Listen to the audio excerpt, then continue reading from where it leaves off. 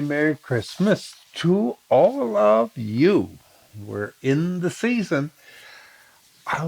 Today I'd like to do something a little different. A friend of mine enjoys meditating on the author Max Lucado's works, and he writes things in upon reflection of Max's good creations. So I want to share with you Dean's reflection for this Christmas. I think it's really lovely. Okay, no announcements, no jokes. Oh well, one announcement. You better check the website or um, call the office before the end of the day, or go to one of our bulletins to make sure that you know the times of the masses this weekend. Okay, that can be very confusing. I think it is to a lot of people. But yes, you should go to both a Sunday Mass and the Christmas Mass, whether it's Christmas Eve or Christmas Day. Dean writes, Dear Father Jim, um, this is my reflection on Max Lucado's Christmas thoughts this year. In Bethlehem, the human being who best understood who God was and what he was doing was a teenage girl in a smelly stable. As Mary looked into the face of the baby, her son, her Lord, his majesty, she could not take her eyes off of him. Somehow she knew she was holding God. So this is he. And she remembered the words of the angel when he said, his kingdom will never end. Oh, he looked like anything but a king.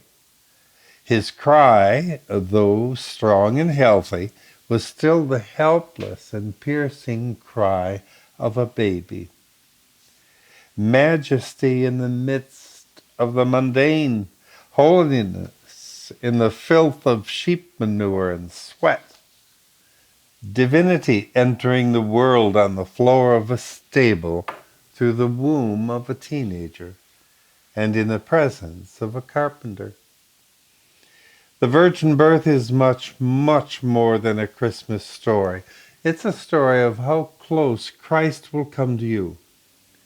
The first stop on his itinerary was a womb. Where will God go to touch the world? Look deep inside Mary for an answer. Better still, look deep within yourself. Christ in you, the hope of glory. Colossians 1:27. Christ grew in Mary until he had to come out. Christ will grow in you until the same occurs. He will come out in your speech, in your actions, in your decisions. Every place you live will be Bethlehem. Every day you live will be Christmas. John 1:14 says, the Word became human and made his home among us. He was full of unfailing love and faithfulness. He lived among us. He donned the costliest of robes, a human body. He became a friend of the sinner and a brother of the poor. He touched their sores and he felt their tears, and he paid for their mistakes. And how do we respond? Some of the saddest words on earth are, we don't have room for you. Jesus knew the sound of those words. He was still in Mary's womb when the innkeeper said, we don't have room for you. And when he hung on the cross, wasn't the message one of utter rejection? We don't have room for you in this world. Today, Jesus is given the same treatment. He goes from heart to heart, asking if he might come in? Would you do what Jesus did? Jesus humbled himself. He went from commanding angels to sleeping in the snow and finally in the straw. Why? Because that's what love does. It puts the loved one before itself. Your place in heaven was more important to him than his place in heaven. So he gave up his so you could have yours. It's time to let his love cover all the things in your life. Every promise broken, every cross word, every harsh word. His love covers all these things. Let it. Do it for his sake and for the peace of your heart. Do it for the people in your life.